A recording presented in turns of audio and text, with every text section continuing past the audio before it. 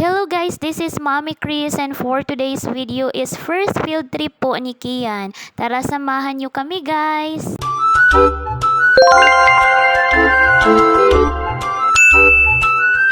Good morning guys! Time check, it's 5:45 AM. So ngayon po ang first field trip ni Kian. So parang kailan lang guys no? Noon ako lang ang nagpi-field trip tapos ngayon si Kian naman.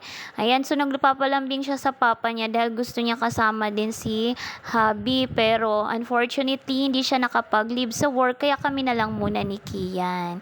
Ayan, sana next time kasama na namin si Lalabs. Thank you sa paghatid Lalabs.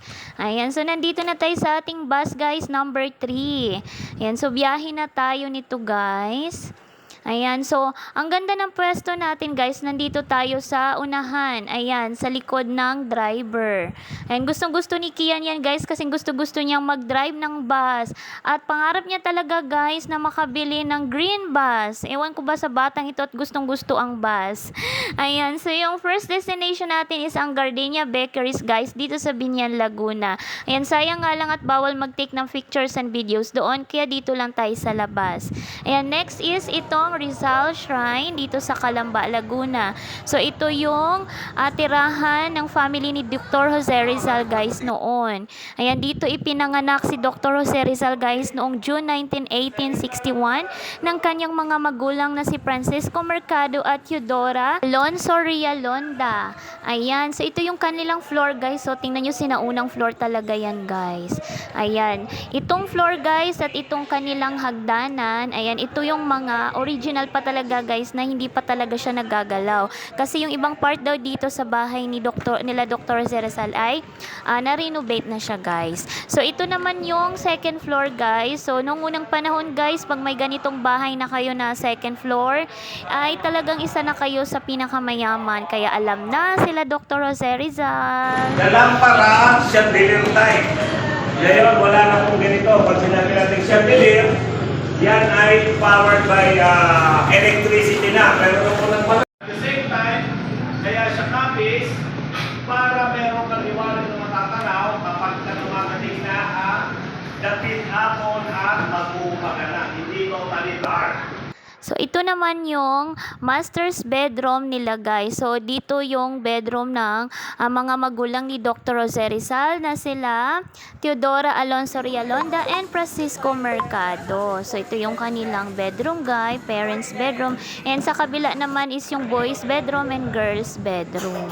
Ayan, so dito naman tayo guys sa area na ito. So, ito yung buong second floor guys. So, ayan. So, sa area na ito guys is ito yung parang coffee area nila guys. Dito sila nagkakape noon. Ayan. And then, meeting, usap-usap sa mga nangyayari sa buhay. And then, maganda siya guys dahil natatanaw nila yung labas. And then, ito guys, tingnan nyo oh. Ito yung mga kutsara tinidor nila noon. Talagang nape-preserve pa siya guys. Ayan, o naitabi pa talaga. Ito yung kanilang mga mangkok, mga plato. Ayan. Yan, talagang antique na ito guys.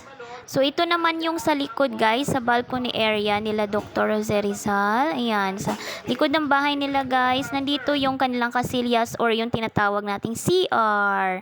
Ayan, so dito sa labas naman guys, sa baba, merong bahay kubo. Ito daw yung favorite na tambayan ni Dr. Jose Rizal noon. Ayan, nagpicture na rin si Kian sa kanyang mga classmates at sa kanyang teacher Jazz.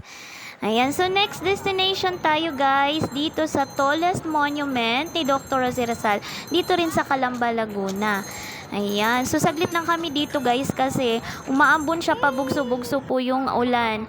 And yan, bawal daw dyan umakyat sa hagdanan guys, kaya dito lang kami sa baba nakapagpa-picture. Ayan, picture muna. And kasama yung kanyang classmate. Next, our last but not the least destination is Enchanted Kingdom here in Santa Rosa, Laguna. Ayan, so ito yung ating pinakahuling destination guys. Ito talaga yung pinaka-exciting and inaabangang part ng mga bata and of course ng mga mommies din. Charot! Ayan, so nandito na tayo ngayon guys. Pero cut muna natin guys kasi masyado nang mahaba ang ating vlog.